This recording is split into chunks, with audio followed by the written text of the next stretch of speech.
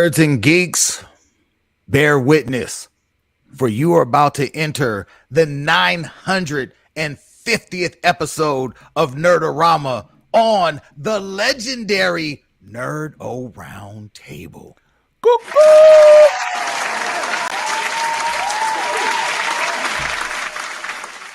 Who would have thunk it? We did. Yours truly, King Nerdificent Twala Sharp in the building. I see Tom is talking Cunningham. What it is, Broham? What is it, Brohemulus? I see Anthony from 2 cubicles down. What's going on, Teddy Roosevelt? And my man, 50 grand, Ryan Twitch Master McBain. Bruh.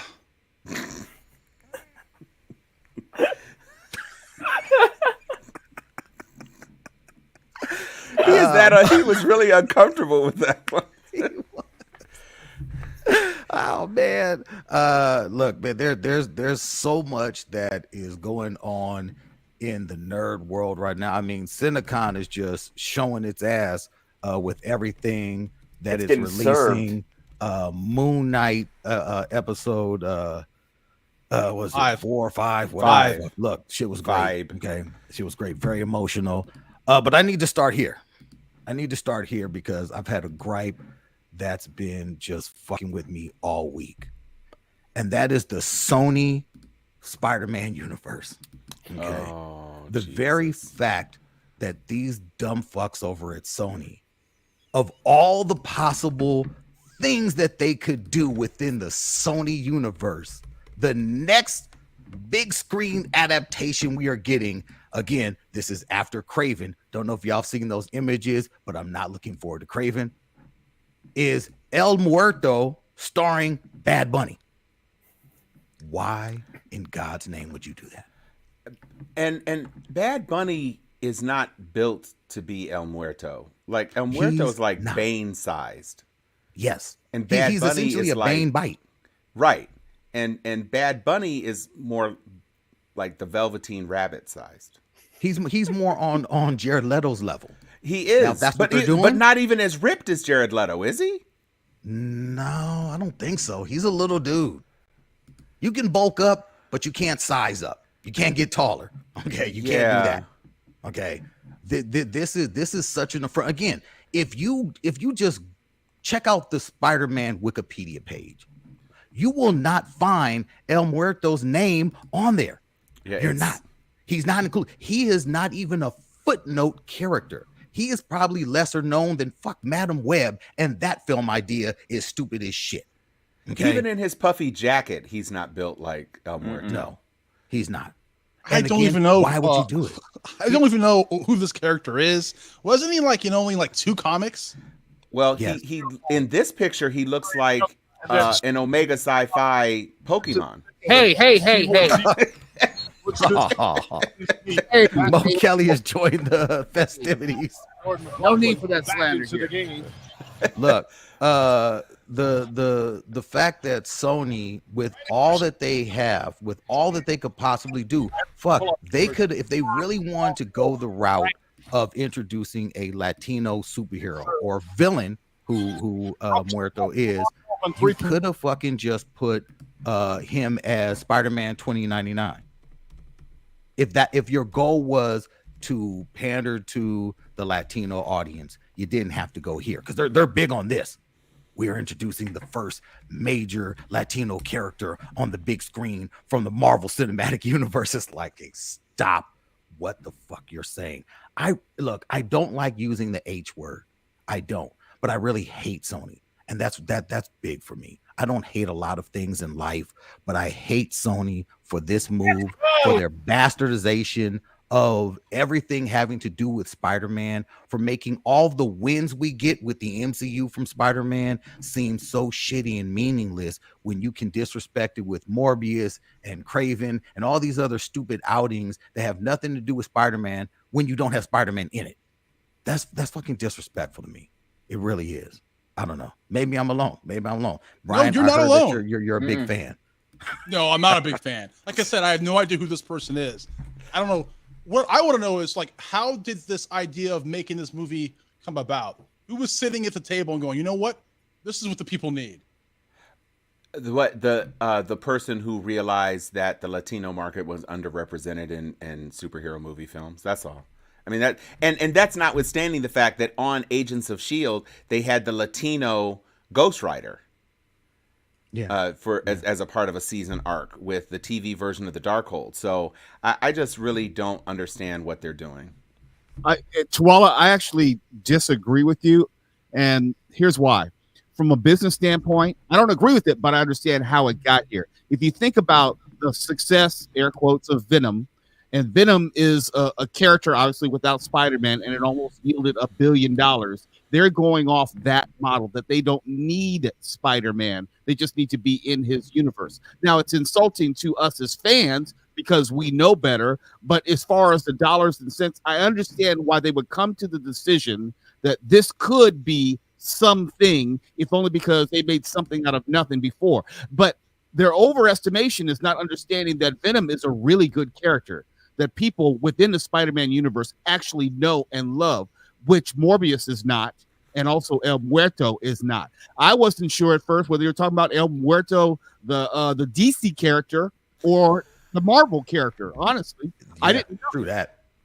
True that. Again, if they were trying to, if their goal is to introduce a prominent Latino superhero to the Spider-Man universe of films, and they don't go with Spider-Man 2099. Who is it? Is it Miguel O'Hara? Yes. Okay. Who is actually going to be in the new animated film, which I guess I don't know when we're going to see that because it got pushed back and everything got pushed back over there. So whatever. But Oscar Isaacs could have gone with that too. Right. But you just said it. They already have a Latino Spider-Man character or character from the Spider-Man universe in Miles Morales, and they didn't do it. They didn't do it. There's that. Well, but you know why that doesn't count. I know why. I know, but still.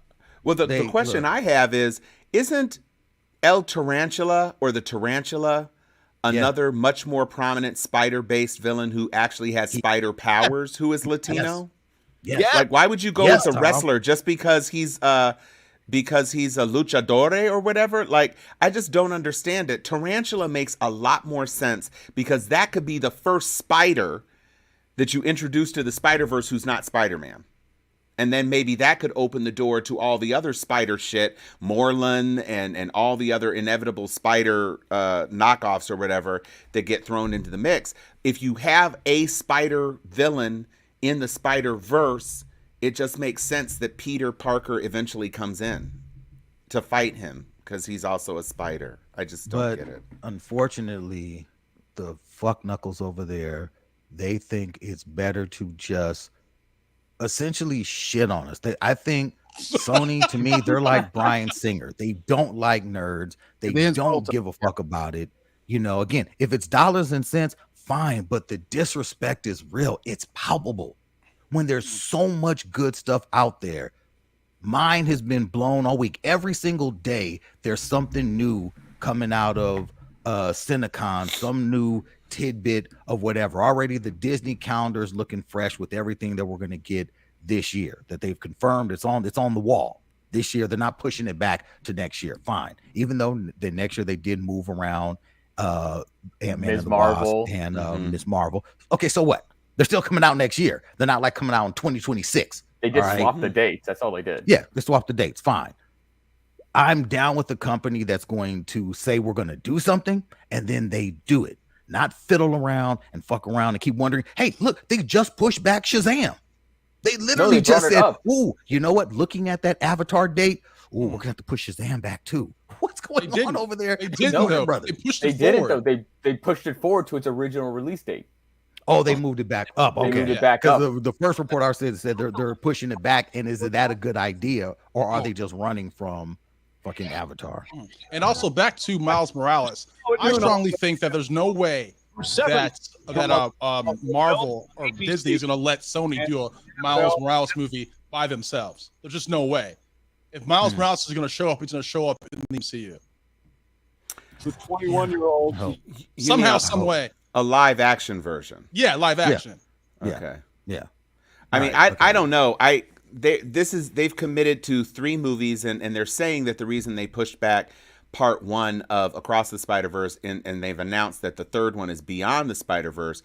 They're saying that they did the pushback because they wanted to put those two movies together, as opposed to separating them by 2 or 3 years. They wanted to push them a little bit closer because the stories actually do dovetail into one another. To me, you've got a wildly successful, universally critically acclaimed set of movies featuring Miles Morales. I don't know why you'd want to jump into a medium that can't nearly capture the magic of the Miles Morales Spider-Verse by trying to push it into live action. It's just not going to be the same, notwithstanding the fact that they've done a pretty good job with Tom Holland and making him very spidery and capturing the essence of him. You just can't do what you can do in the Miles Morales verse that in live action. It's just not going to be the same at all. Anybody can do it. It's Disney. I'm telling you. Yeah. Well, maybe, but I mean, the animated movies are so spectacular. I mean, they're everything that the DC movies are not. And so I don't want to steer Sony in the direction of fucking up the one thing that they're doing right in the Spider-Man properties. So, you know, if that's the thing that they're going to lay their ground on, then I'm perfectly happy to continue to watch those movies from them. Yeah. I mean, like, without a doubt, if they're going to do Spider-Man and keep it into Spider-Man universe, I'm fine with that. I saw the first images of old boy as Kraven the Hunter running through the city, looking like a weirdo. And I'm like, this is going to be disappointing. Now it's Kraven in the big city. This is not good. There's nothing good coming from Sony. Okay, look, I'm sorry I had to start off on that. That just was really pissing me off all week. Moon Knight.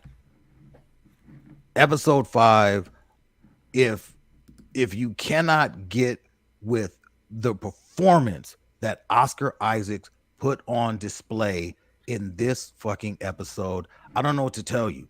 This man literally gave us 2 entirely different visceral responses to the exact same thing, playing different characters. That shit was riveting to watch.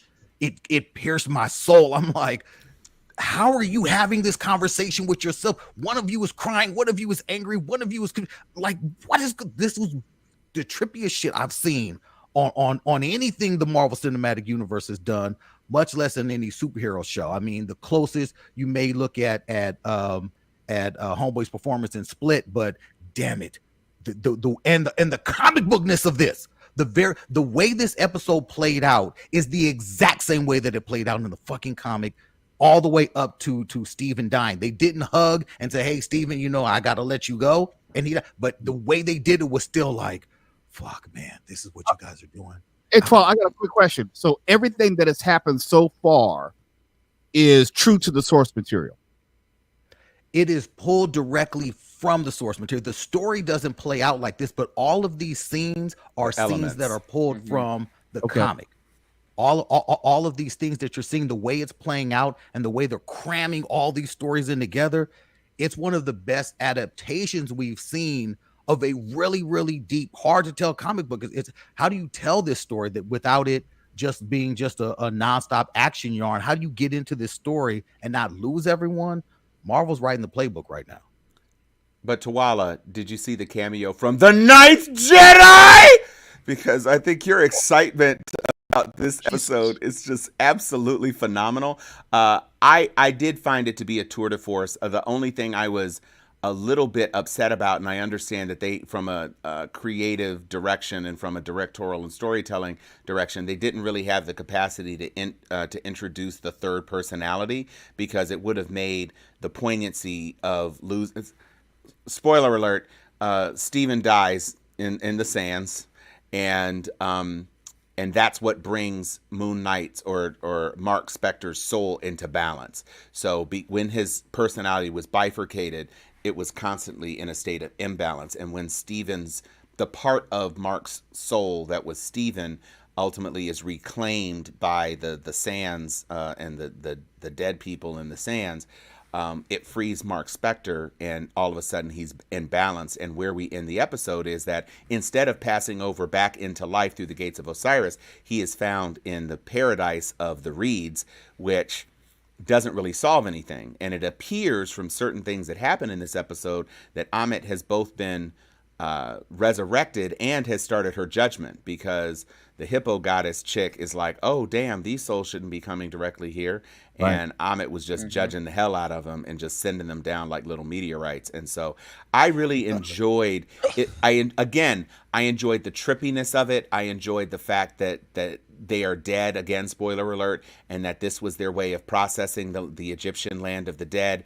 I really dug every aspect of this. I dug that they introduced his Jewish heritage for the first time in the show, on full display, because there were some questions given the Muslim director and whether or not you wanted to poke that bear, because a lot of it takes place in Muslim Egypt. If you would bring that to the fore. And they finally did.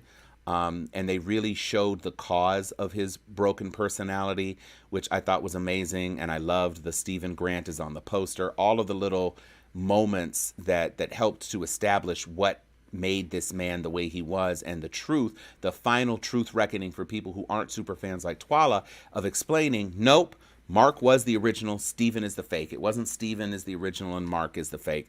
It was the opposite way, which I thought was very deftly handled. Tom, I have a question then. Then if these personality split happened early in his childhood, why is it his wife seemingly had no idea? It was like, she was asking, like, why were you creating this accident? What are you doing, Mark? What's up with you? He explained it. He said that he had it under control for a very long time. And then he lost it when his mom died. He lost control. The death of his mother made Stephen Grant come back. Right. And let's go on this fact that bad parenting creates superheroes, apparently, in the MCU. Well, between Thanos, plays a role. It plays a role. What is it? Ego, bad parenting creates good superheroes. So what about Robert Downey Jr., Iron Man? I mean, his issues. Yeah. And Betty in the Hulk movie, she certainly had a bad parent. And I mean, I think in the case of Moon Knight, it's really more to bad scarabing creates good superheroes, because as Ryan has assured us, he has promised us a plate of crow, that the scarab is the thing that is going to hold this entire story together. And as we saw in this episode, it still has nothing to do with that. No. I said that they haven't explained why they can't just destroy the scarab. They never explained that. But you said that it's going to come back, because the crow moment is when your assertion about the importance of the scarab is laid bare for everybody, and now what will be the climax of the said series. Was it makes no sense that he did not destroy the scarab. Right. You are misremembering what I actually said. I know what I said. I said nothing of the sort. I said that's not what you said on. I'm not talking about what you said on air. I'm talking about what you have been saying in the chat. And the cash shit, you are 125% charging at 942% interest. You going ahead and keep denying it. You can take your ass to fucking to a chef. We're gonna bring we're gonna go into the text, because I have the text. Your question, Mo. All right, Gorman Ramsay. Now you're gonna make me get my fucking question, dog. I'm too old for this shit. Okay, so can I just say that Danny Glover was 42 when he uttered that line. And we're all older than that, I think. I appreciate the Black Panther Easter egg when the hippo was talking about the ancestral plane. That is very, very nice. Love that. For me, this episode was my favorite episode. And I'll tell you why. For me personally, you have to give me a reason. Get me emotionally attached to the character for me to give a shit about the character. They did that with Wanda. They did that with Tony Stark. And they did this with Moon Knight. From this point on, I am emotionally attached to Mark Spector, to the Moon Knight character. For the simple fact that the part that broke my heart and got me fucking mad is when how his mom treated Mark. And was telling him stuff like, oh, you're always jealous of your brother. Like, it wasn't his fault. And also, the scene where Stephen Grant finally comes out and the mom comes in and starts beating him with the belt. They don't show it, but you know what's going on. That was dark. That was twisted. That got me fucking mad. Mark Spector's mom's a bitch. That's all I got to say about that. She's dead. So it's okay. Fuck her. Good. Here's the question. Good. Now, was Ethan Hawke's character, was that real or just a figment of Mark Spector, Stephen Grant's imagination being in the that doctor? Yeah, that's a figment. That's death plane. That's him processing his death. Okay. Yeah. Yeah, that they And if- the hippo goddess. I'm not even going to try to do her name. I will say that this Tarwit. CGI Tarwit, this CGI, I could deal with every Egyptian god being rendered this way. I found her That to be was a good. completely engaging character. The voice acting was amazing. The way her hands moved, her big chunky fingers, the way the ears hippo flattered. face moved. Yeah. Oh, the ear twitter was ears, yep. amazing. That the flicker, that was just really, really good. And He was funny. I enjoyed there was not a moment of this particular episode that was wasted. It reminded me a lot of the episode where Agatha was taking Wanda through her memories and transporting her, and we saw with the bomb, and we saw with the family, and then we fast forwarded and the death of Vision, and it was a very much like that walk through his shattered and tortured past. And when he ran up into the room to prevent Stephen from seeing the abuse of the mother, Yes.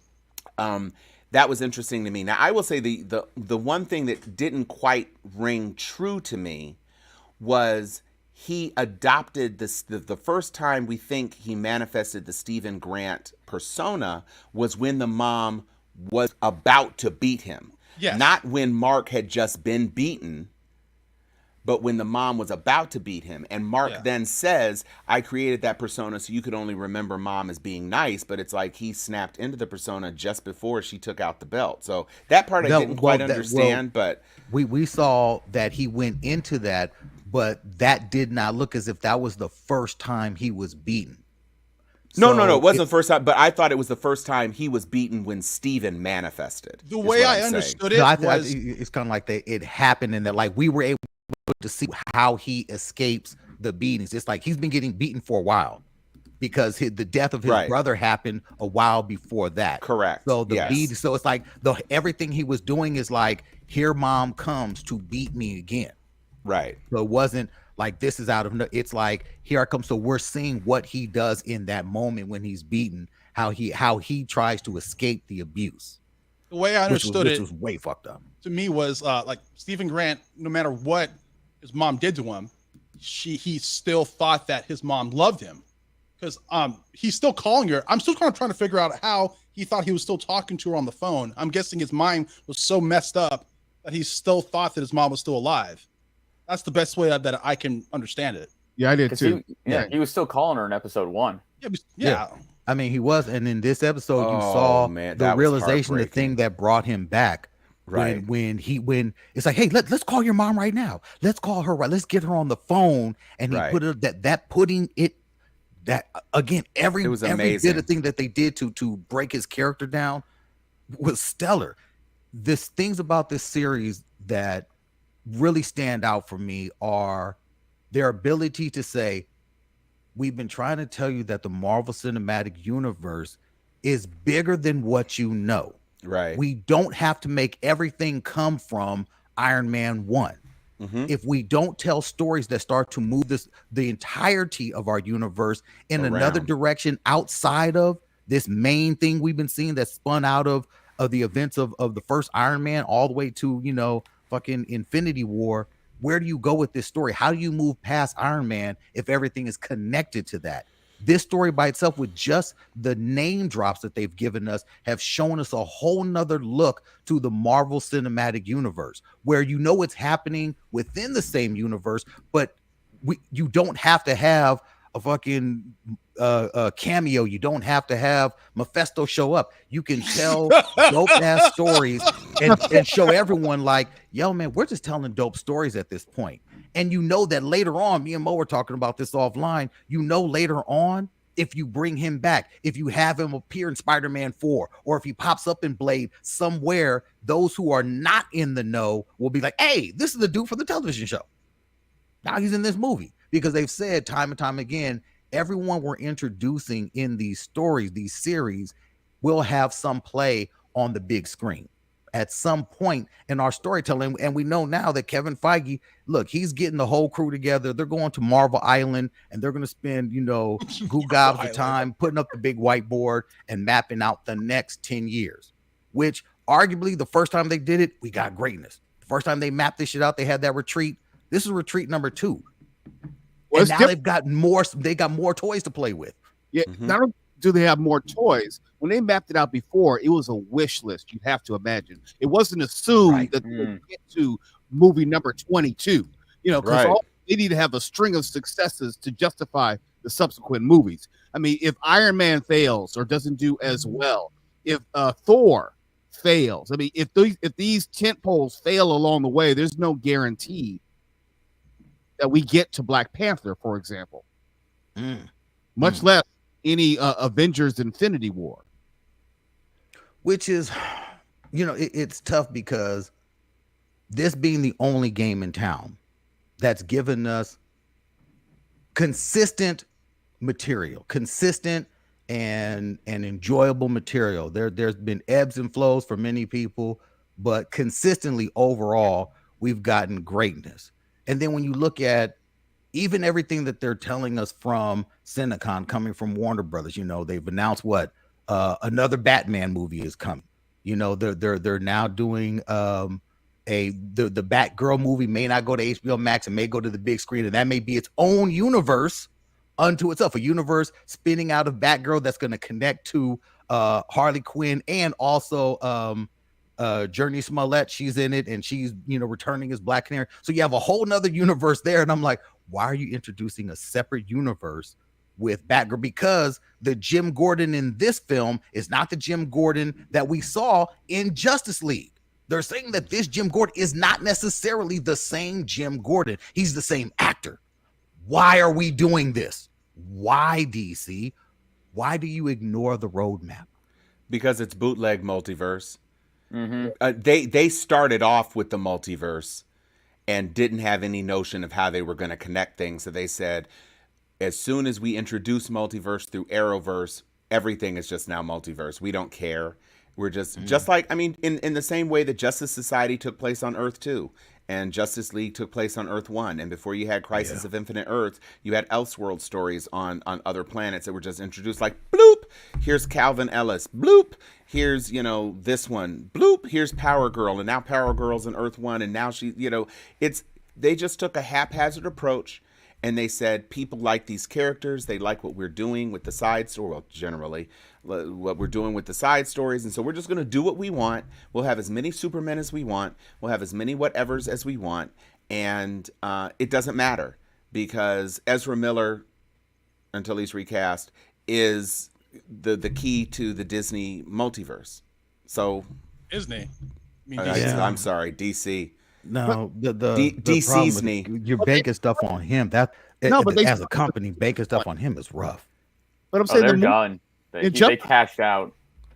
But I'm saying in Justice League, they started with the Flashpoint. Right.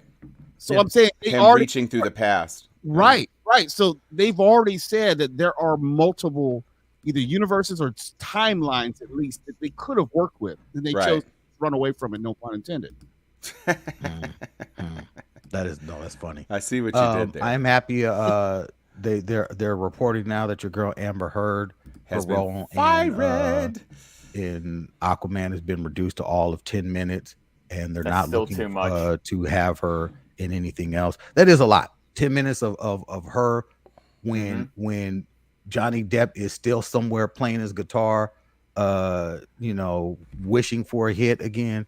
Well, that's some reports are saying that she has been cut entirely, and some reports have even put Emilia Clarke as a recast, or as a speculation about recasting her. That'd be nice. But there's been a subsequent report that she was actually fired and her footage is being excised from the film, and that they are contemplating doing reshoots, but they may just roll without her having a big role.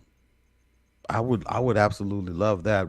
Look, again, the more that's coming out in this trial from not just hearsay from, the psychologists who have interviewed, with her split personality, devil mind, whatever the fuck they're saying about this chick. I'm like, now it's kind of like man, dude, y'all really fucked Johnny Depp over. And I was at Disneyland the other day. I went to California Adventure, and we were watching the World of Wonder show. And in the World of Wonder show, there's this whole scene where they have Johnny Depp come on. It's a whole Pirates of the Caribbean on the water scene.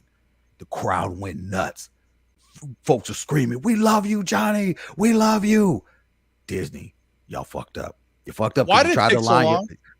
Who? Why did it take so long to get rid of quote unquote Amber Turd? Why? Because you knew she did this shit. Hashtag but- me Look too. the other way. But in the court of public opinion, Mm-hmm. when there are abuse allegations levied by a woman, they are going to, and this isn't me trying to be a misogynist or anything else. It's just that the way the world is right now, justifiably so, so many women have been silenced for so many years that when what is considered to be a credible allegation of a person who has a platform and power makes an allegation against another person, when there were incidences of abuse, whether or not they were mutual is not germane. When there is evidence that there was abuse, then you're going to let the woman be heard, just as you should let any person be heard who has been victimized. And it just took a long time. You know, Disney is a different company than DC.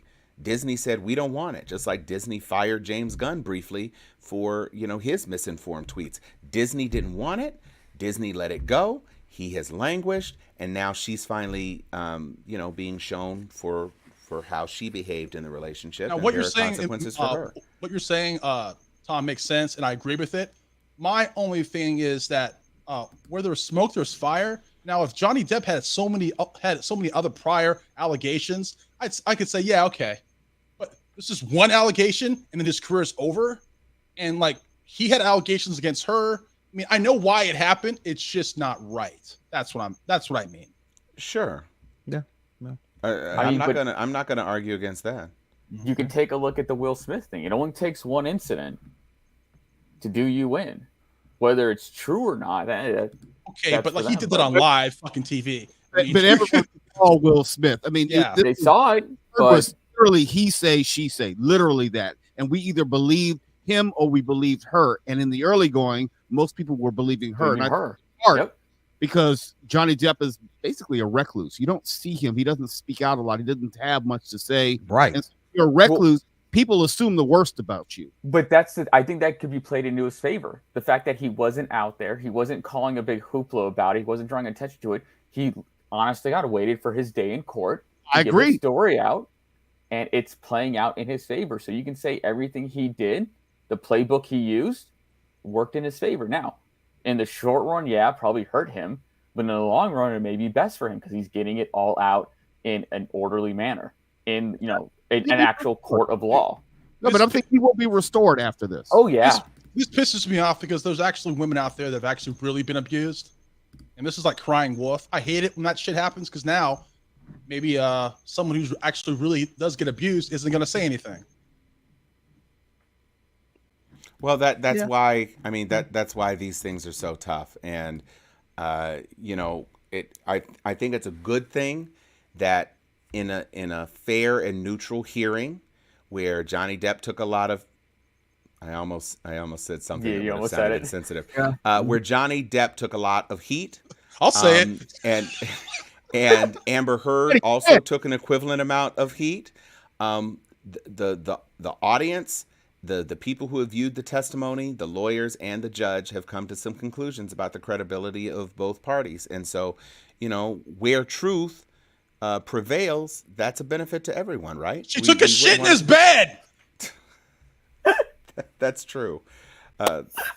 And Johnny Depp starring in Pink Eye coming to you in 2024. Allegedly. Allegedly. It on the dog. Look, the only other thing that really kind of got to me this week, and you know, maybe I'm alone. I don't know. I think Mo, I know you were down with it. Is all this shit that's happening over at Netflix? You know, mass firings, cutting huge swaths out of their animation department, which for me, most of what I've been watching on Netflix is catching up with different anime shows, and they're just all like, oh, no, we got to cut all that. That's why. But then they cut little Dion. They did. Man, cut they cut Raising Dion. little Raising Dion. I was like, man, that last season was good. But we had Man, that was whack. we had talked about this before. We always questioned the business model of Netflix as far as why they were shelling out all this money for all this IP, all these projects they were then developing in-house, signing these big names. It seemed like the only way that Netflix could make money was to either increase subscribers or increase cost of subscriptions, raise the prices or get more subscribers. And they were raising the prices, and I think the elasticity of the subscriber base, I think they've reached the length as far as how far it will stretch. I don't think they can raise prices anymore, and I think they've hit their subscriber limit at this point. Yeah, at this point, if you don't have Netflix, you're just not getting it. With 950 billion subscribers, it's like they got everyone that they're going to get. You're not going to get new people, and you're probably losing more people than you are gaining new subscribers. You may have folks who are trying to log on to watch maybe Ozark, but then they're going after Ozark. Speaking of which, I know that it's back, right? Yes. Today, yep. Well, how was it, Mo? Was it everything you've been waiting for? It was the very last episode. There will be some open interpretation as far as what happens to characters in a kind of a Soprano sense, not as shitty. It's not that shitty. There's closure, but not necessarily complete closure. Okay. There are still questions about what people go on to do. But what I love about Ozark is stakes. Everyone's life is in danger. Don't get it twisted. Right. Everybody can get got on that show. Well, and Darlene was the I think to me the shocker of the first half of the season, because she was basically Teflon Don. Yes. And baby when they showed up in that house, baby, that shit was raw. Wait, who's Darlene? That's the wife. Darlene is the older woman, the heroine mama. Yes, Lady Heroine. Yeah, heroin cougar. I only watched the first episode. I only know the wife, the husband. Wait, the first episode of what? Of the first season? Of the first season. Oh, Jesus! I've only watched that. Oh, sorry. I've only seen that.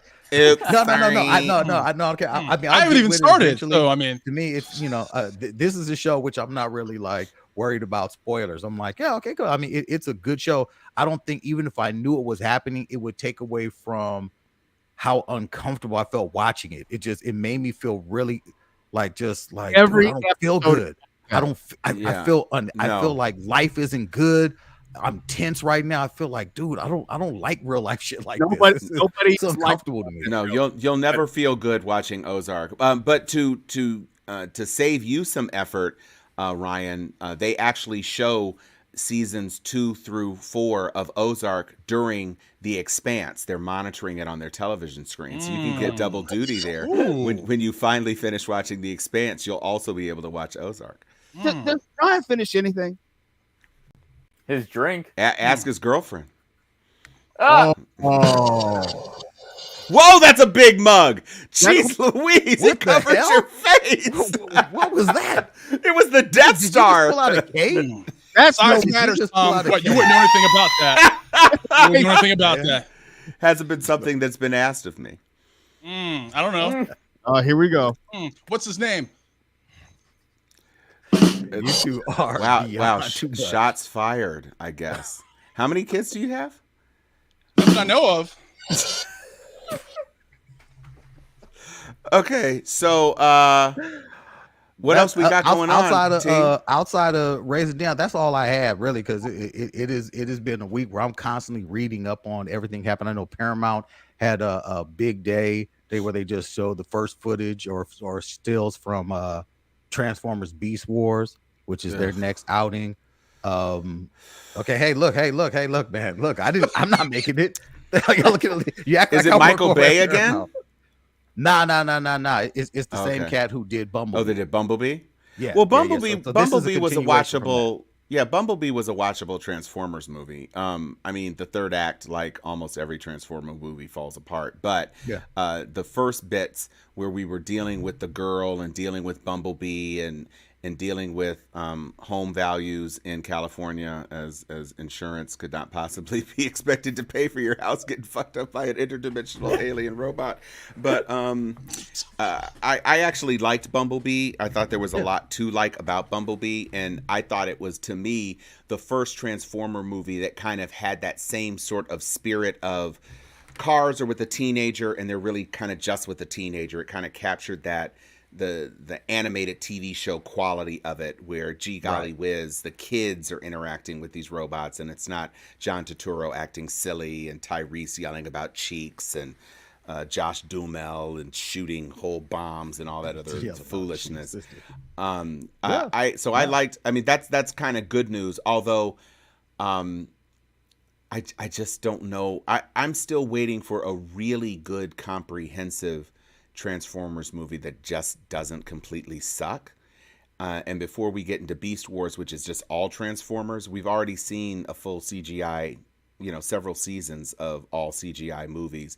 And if you do Beast Wars, it seems to me like basically we're just getting a big budget version of that. And I don't know that I need to see that.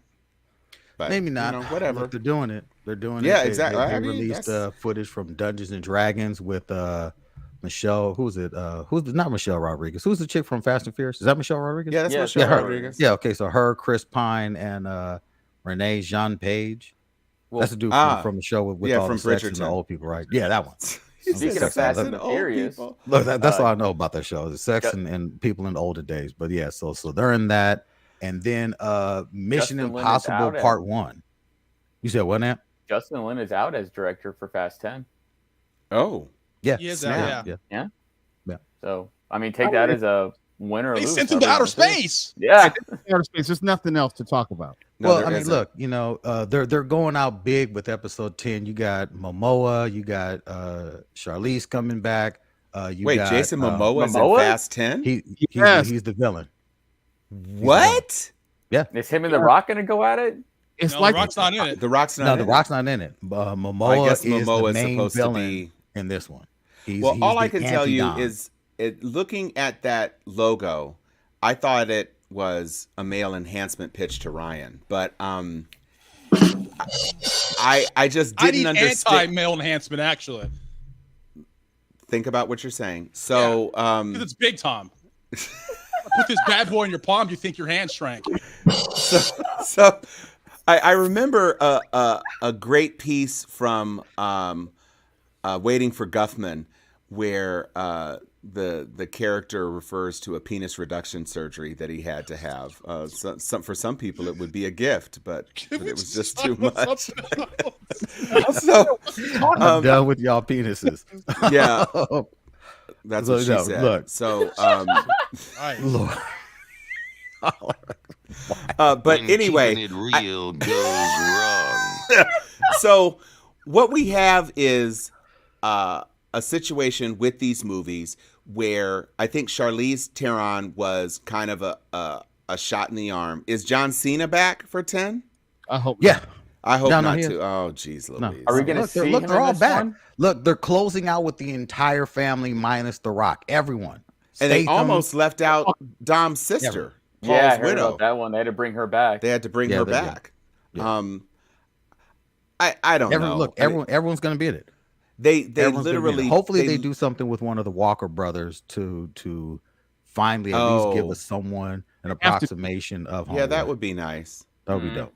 They literally jumped the space in the last one, so I don't know that this needed to be made, but I understand things. It's a nice round number, so you got 10 and you're out, and that's fine. It's going to be the fucking multiverse. That's what they need to do. Oh no! Jason Momoa needs to be the multiverse version of The Rock. Transformers. Hush your mouth. Fast and the Furious. No, hush your mouth, because they have discussed after 10 that it does branch off into other Fast franchise stories. It like that. Like, yes, we go further into the world of Hobbs and Shaw, further into the world of Tyrese, further into the world of all the other people giving them their own thing. Again, look, family is forever. Family is forever. And I guess maybe after 10 more films, they'll come back for a 20-year Fast reunion. I don't know. I guess it's making money, so. Yeah, it'll be slow. Yeah. It'll be slow and Geritol in 20 years. There's no way. If they're able to put out yet another Jurassic movie, if this company was still able to produce dinosaurs after the last catastrophe in San Diego, then I don't know what to say about these movies coming out of Universal. Universal obviously has no real claim on reality or anything else. They don't give a fuck. They're like, how much money did the last Fast movie make? Oh, Right. Well, it was up there. All right, cool. Kind of like Sony. Sony's like, hey, look, man, we're gonna keep going until we get that old magic back with Venom. We're gonna keep going. What else y'all got over there? An Aunt May movie? Because they're gonna do it. They have El an Aunt May Muerto origin is story. El Muerto is not the way to capture the Venom magic. Neither is don't Aunt May. And neither is Craven, and neither is Madam Web. If you want to try something that makes. I'd rather see a J. Jonah Jameson film. I wouldn't go. Hey, don't say that too loud. I wouldn't go Don't that say far. that too Well, loud. which J. Jonah Jameson are we talking about? Alex Ermey. Jones style or? No, I'd watch Ermey in a movie like Spotlight or The Paper. I think there's just like Perry White. A lot of the Superman movie took place in the Daily Globe. I think, or the Daily Planet. I think you could do a stripped down, not about the superhero. I think you could do, just like there have been lots of really good movies about media. I think you could do a movie just like the Jim Gordon series that I guess was happening. Maybe it's not happening. I think you could do it and make it compelling, just like, the Mary Tyler Moore Show was a great comedic series, or, other shows set in newsrooms, like the Newsroom, the HBO series that went for 2 seasons. Great. Dude, Tom, Or Sports Center. So, I mean, do you I remember think the comic book that they did on that? When Sports they Night, did a whole Sports series Night. of comics. I think it was called The Bugle.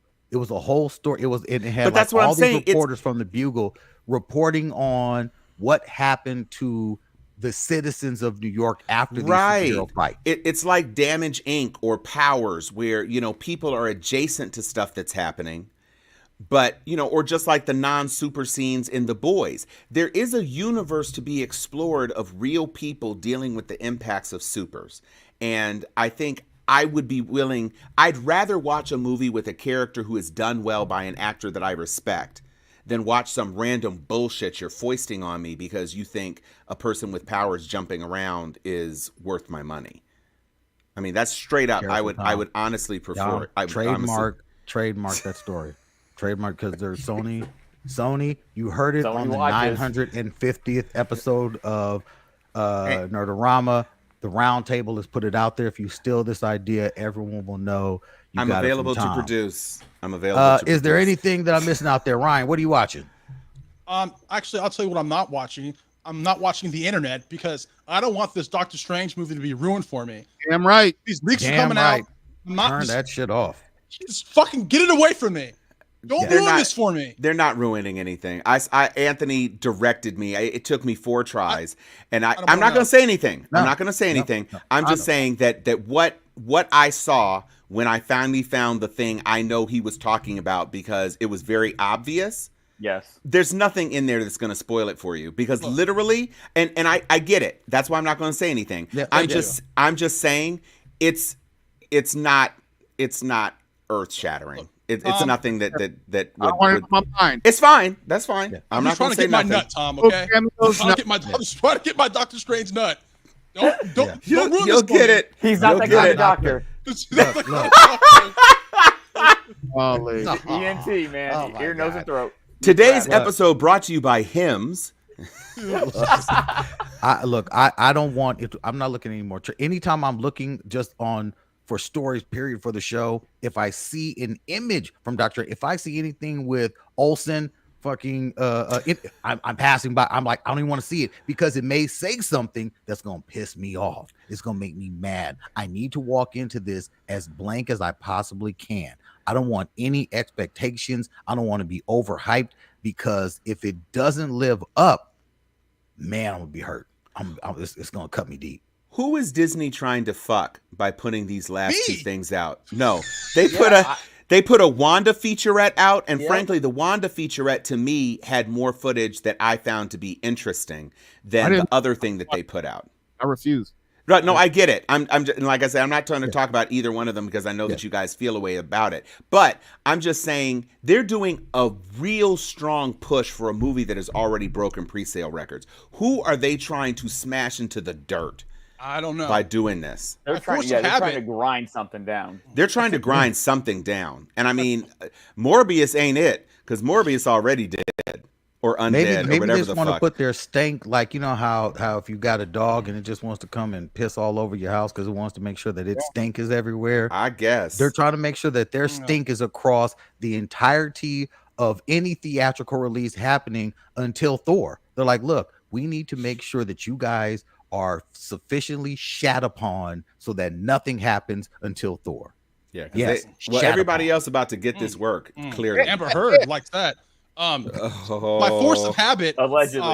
I always go on Allegedly. By force of habit, I always go on Twitter and Mhm. I pick the phone up. I go on Twitter. I'm like, oh no! I just drop the phone. I do this like 3 times a day. Just trying. There to have been a few text messages stay away that have from come from y'all. I'm like, I'm not opening that. I don't know what that link is. I don't trust these Exactly. links from y'all. Well, after Elon Musk takes over, it's all going to be 4chan on Twitter, so you don't have to worry about seeing those sorts of spoilers. Yeah. You know, that's funny. Someone was asking, like, hey, man, so you going to stay on Twitter because of Elon? I'm like, I didn't know Jack Dorsey. How about that? Right. Like I don't know who that guy is. How about that? How about I've never met Mark Zuckerberg in my life. So But I you don't really care. From MySpace, though, right? Did you? Yeah. Tom was your he, friend. he welcomed me to the platform. He was very welcome. He always had like a tip for me. He would pop up out of nowhere. Hey, Twal, I see you're not active. Look, maybe try this. Oh shit, yeah. when it all comes down to it, Black Planet. Huh? what? Does anyone know who ran Black Planet?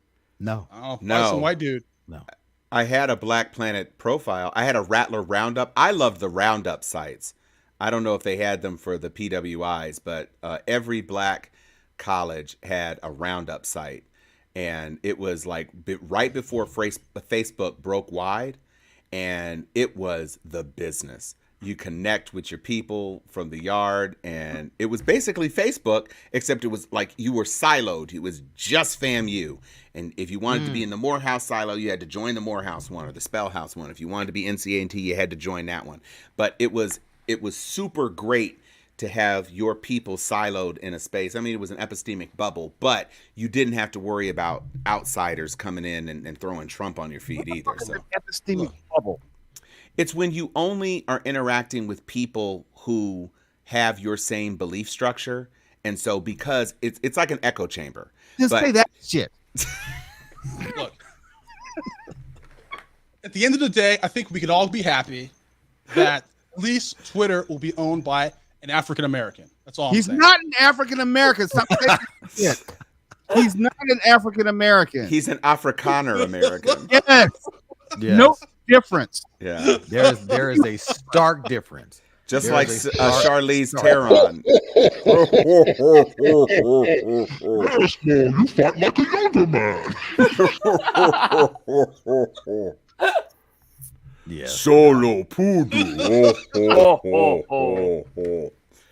No, look, Bulgaris. I will be on Twitter and Facebook or whatever, because guess what? I don't own any of these and I don't care. And none of them have ever stopped my posting of anything. And I don't look at stuff that I don't like. I just don't. Right. If something comes across my page I don't like, I block it. If someone says something to me that I don't like, I block them. Lock I it or don't mute care. it. Yeah, Right. exactly. Yeah. Well, nobody's going to own any shares of Twitter now. Private. No. Yeah. Not private. Yeah. Hey, why not? Why not? As long as we are living in America, that's how it works. Okay. It does. No one people watch all type of shit on NBC. No one knows the Vivendi family. No one knows the Vivendi family. Fuck out of here. Man, I don't like Elon True Musk. that. Oh, but you down with the Vivendis? Fuck out of here. Right. Man, I watched the BET Awards. Oh, no longer owned by anyone black. Fuck out of here. I trip off of people when they get beside themselves of what they are and are not gonna do. You know, because they feel some kind of way.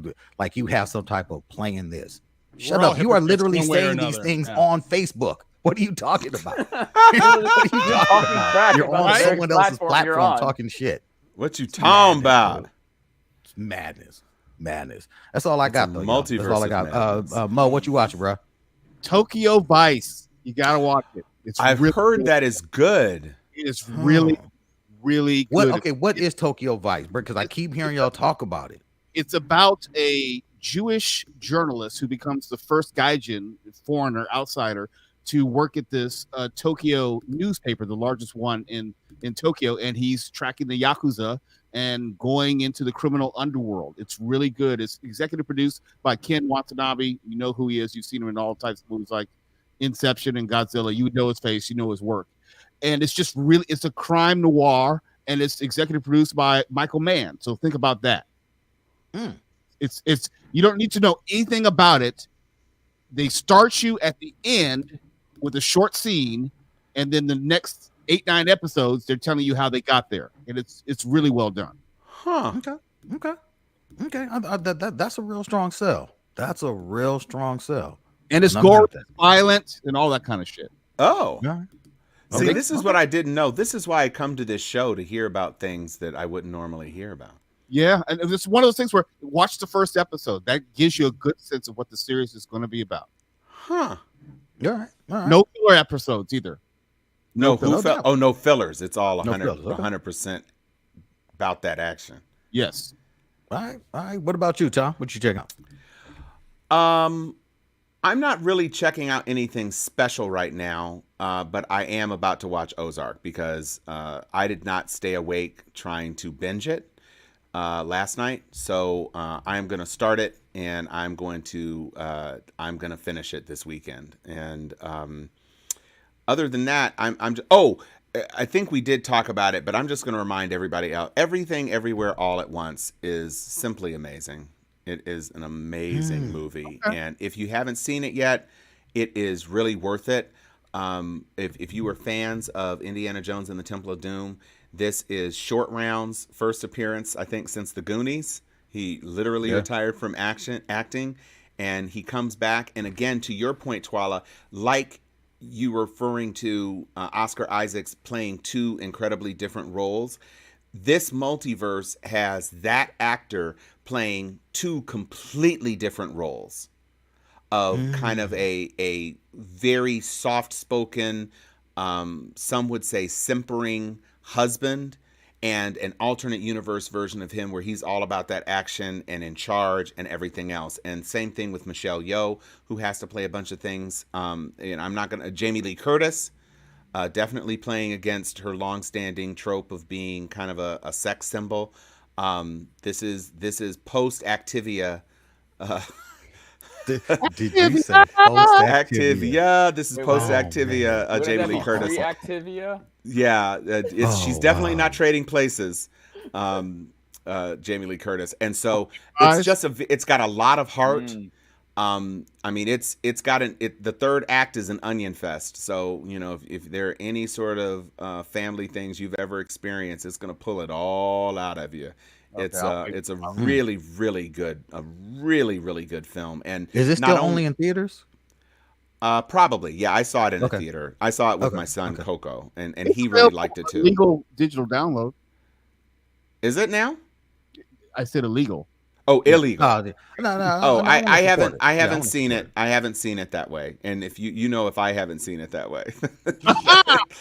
But it's very, very, very good. And if you're looking for something to scratch that multiverse itch before we all go to see Multiverse of Madness on Thursday, then I would say Everything Everywhere All at Once is definitely the multiverse you didn't know you needed. So I would say that. All right. Anthony, what you looking at, Halo. bro? Just watching Halo. Oh, you're sticking with it. God. You're sticking with it. Okay. For a TV show that's based on a first-person shooting video game, there's not a lot of shooting going on. And this is your endorsement? So, also, there's a war going on. Doesn't seem like it. Everybody's just doing their own thing.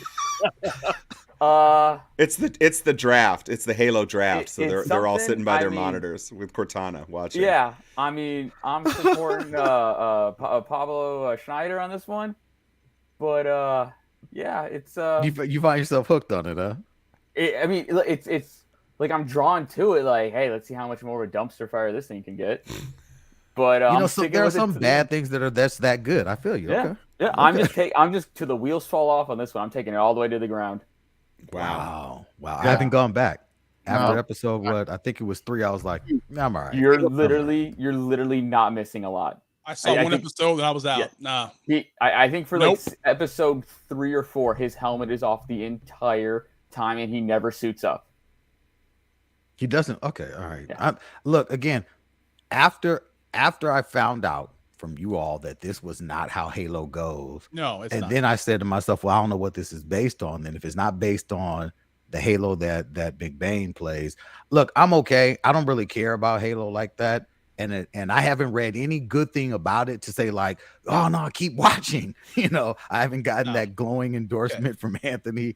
I can't do it. This story, this Halo story, is based on the shit that allegedly came out of Amber Heard's ass. Wow. Okay, I think we're done here. Yeah, All right. yeah, pretty much done. Okay. Basically, scat play.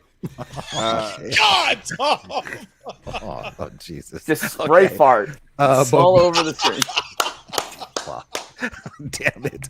All right, hey, real quick before we get out of here, I want to shout out the fam that have tuned in watching this 950th episode. Richard Garrison, Barack, and Kia, thank y'all for tuning in tonight. Thank all of you for watching. We truly Sorry, Mom. appreciate all of you checking us out. This means a lot. You know, it takes a lot to do this shit every day. And 950 episodes later, we still making this shit happen. So mad love to y'all, mad love to the crew. Dr. Liz, sorry you couldn't be here tonight. I know you're out there doing your thing with the pink and green. So mad love to you. And quickly, before we get out of here, we lost an icon in the world of comic books. We've actually had him on. I don't know how many Comic-Cons ago this was, but Neil Adams. Yeah. Neil Adams, who is one of the individuals responsible for really bringing DC Comics out of kind of the mundane look of characters. He really started redefining how these characters looked and made them exciting and popped off of the page. And we had the opportunity to have him on the show. And I mean, Mo had his hands full because this man was wild. He was wild, man. It was like one of those like, we're on the air, we're live. He really struck me like kind of a proto Jim Lee in terms of his line work and the stylization. It was very different. It was more humanistic. It was more realistic in terms of tone and style. And I remember just his work on any number of comics in that era when I was really coming up and getting into comics and seeing that I really responded to his style and just like, this really looks cool. It doesn't look choppy or blocky or silly. This looks like artwork. And when I saw that today, it really struck me, Mo. No, I'm saying, I don't know if we can even... I think we should not gloss over his impact, not only stylistically, but also the characters he created, like helped create John Stewart, Green Lantern. Right. His imprint cannot be overstated. Yes, no, not at all. So sending love to the family of the legend, Mr. Neil Adams, to all the fans who supported his work and who loved his work, and those who knew what a character he was, man. With that, Anthony, good sir, take us out, brother.